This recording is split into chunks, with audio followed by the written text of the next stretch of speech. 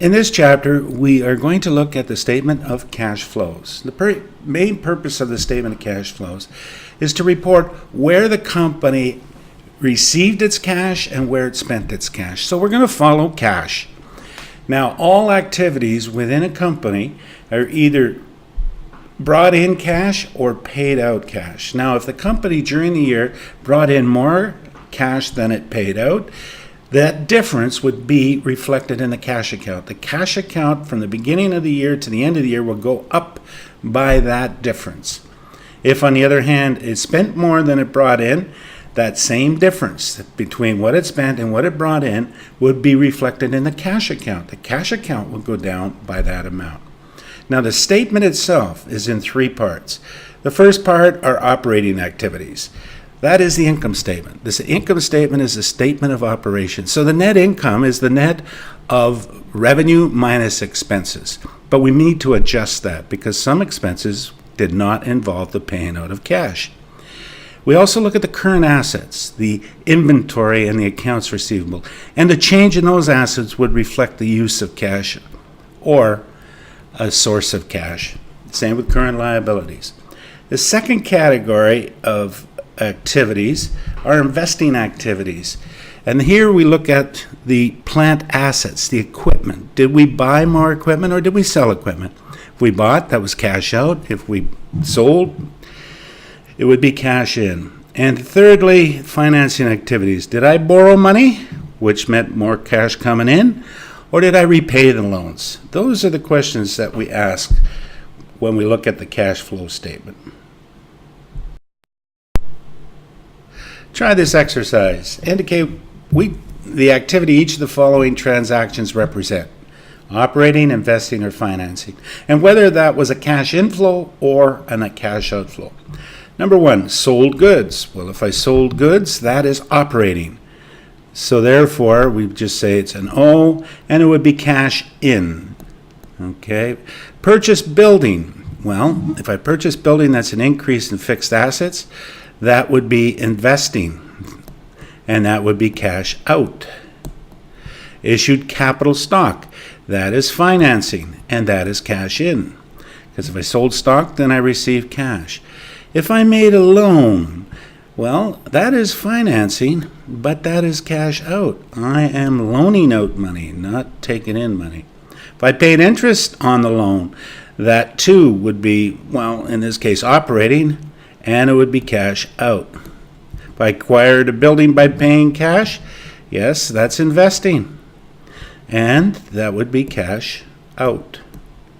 Made principal payments on the mortgage, that too is debt repayment, and that would mean that the debt goes down, principal payments, so this is financing, and it would be out. Issued common stock, that would be financing, and I issued it for cash, so it would be cash in. Purchase shares of another company, that's investment. I'm investing in another company, and that is cash out. Sold inventory on credit, that is operating, and on credit, there's no cash effect here. Cash effect will be later. Purchased inventory on credit, that too is operating, and because accounts payable goes up, when I purchase the inventory, that would normally be cash out, but I'm not paying them. I bought it on account, so therefore there's no effect on my cash. Paid wages to employees, that would be operating, and of course that would be cash out. Now, investors and creditors and other people look at the cash flow statement to see if the company is generating positive cash flows, and therefore if they are, they're able to meet their future obligations, and they won't need to borrow externally. Flows from the operating activities. Cash flows from operating activities show the net amount of cash received or dispersed during a given period on the income statement. So adjustments to net income for changes in the current assets and changes in the current liabilities, as well as those items on the income statement that did not affect cash, such as depreciation. Now, taking a look at an income statement, here we have sales revenue. Well, obviously, sales revenue represents cash coming in, those kind of activities. Now there's sales returns and sales discounts, so that was cash we didn't quite receive. So we look at the net cash. That's cash in. Cost of goods sold is cash out, and therefore the expenses are cash out. We would say net income from operations, $30,000. That would be, and it's positive, that revenue exceeded expenses, cash in exceeded cash out. But oh, wait a minute. When I came up with this $114,000 in expenses, there was one here, $8,000 for depreciation. Now we don't pay for depreciation. Recall, when we determine depreciation, we make an adjusting entry. Depreciation expense, debit, and credit accumulated depreciation. There is no cash exchange. So actually, this would not be 114, it would be 106. If I'm talking cash, if I subtract this, so the amount of net cash profit, 114, minus cash out, 106, would mean that the actual cash I have from operations is $38,000. So you see, we have to adjust the income statement for those non-cash charges. And the obvious one is depreciation expense. But there are other ones. If I sold the equipment for a loss or a gain, that simply means I sold it for more than the accumulated depreciation or the book value of the asset. And that really, I did receive $10,000, but the book value was $8,000. So I show that as a gain of $2,000 on the income statement, but it's not really a cash item. So if we have on the income statement a loss on the sale, we add that back to net income, just like we did depreciation. If we have a gain on sale, we deduct it from net income. Then we look at the current assets, accounts receivable and inventory. If they increase, that means that consumed cash. It took more cash. So we deduct that. If it decreased, that means it freed up cash. We have a source of cash. Same with the liability accounts.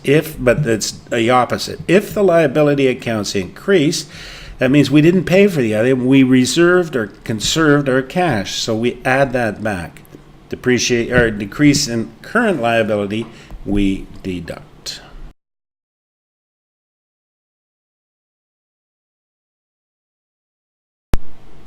Okay, we're going to try these short problems. The income statement of a company shows net income of $200,000. Okay, so we have cash of $200,000 net income. Inventory was $76,500 on December 31st. At the end of the year was $94,500. So it increased $18,000. If it increased, inventory increased $18,000, that meant we would draw down cash. So we subtract $18,000. Now, the accounts payable were $57,000 on October 1st, but there's $68,000 December 31st. So you see, the liabilities increased by $11,000. That means we didn't pay it, so we're using other people's money. So we had purchased the goods, but we hadn't paid for it.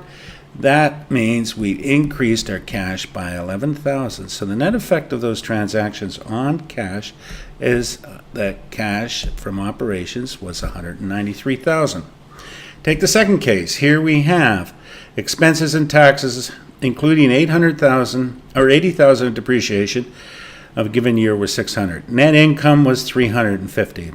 Okay, so that's the net income, but one of the expenses was depreciation, so we add that back, $80,000. So from the income statement, we have $430,000. However, prepaid expenses increased by decreased by $4,000, so that's an increase in prepaid expenses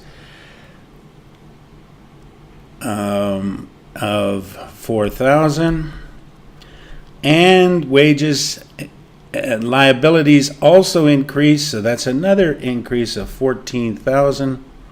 So therefore, in total then, $134,14, it is total $448 is the amount generated by cash.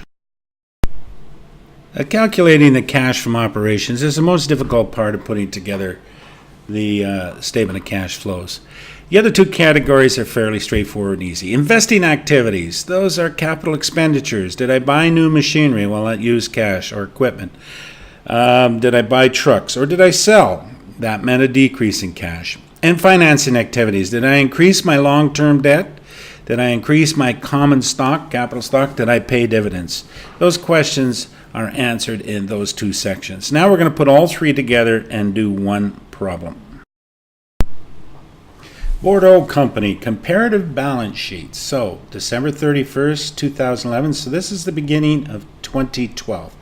The end of 2011 is the beginning of 2012. You'll notice that the cash went up by $15,000. So the cash went up by $15,000. That is what we're going to explain as the difference. Obviously, the sources of cash exceeded the uses of cash by $15,000. We begin by the cash flow from operating.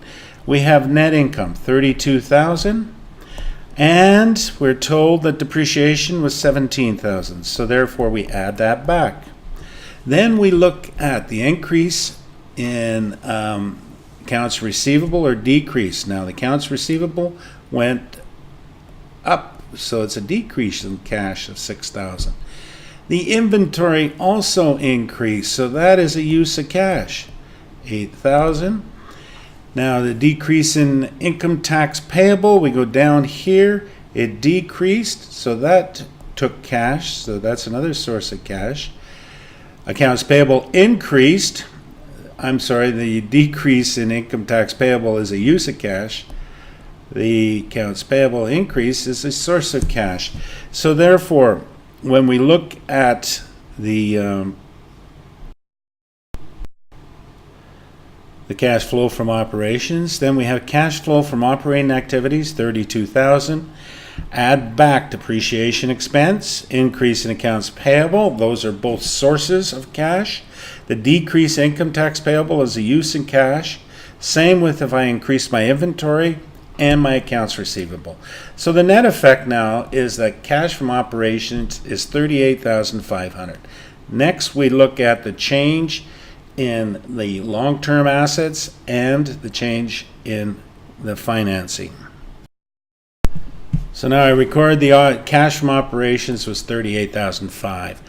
When I look at the long-term assets, they were a cash investing. We sold equipment, so the long-term assets went down $8,500, and that's a source of cash.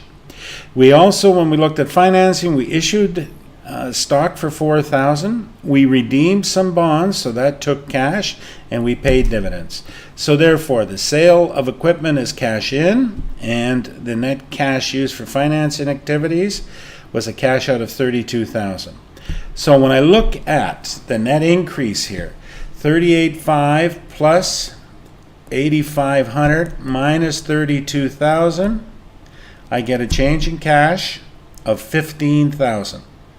Now, my balance at the beginning of the period was $20,000 and at the end of the period is $35,000.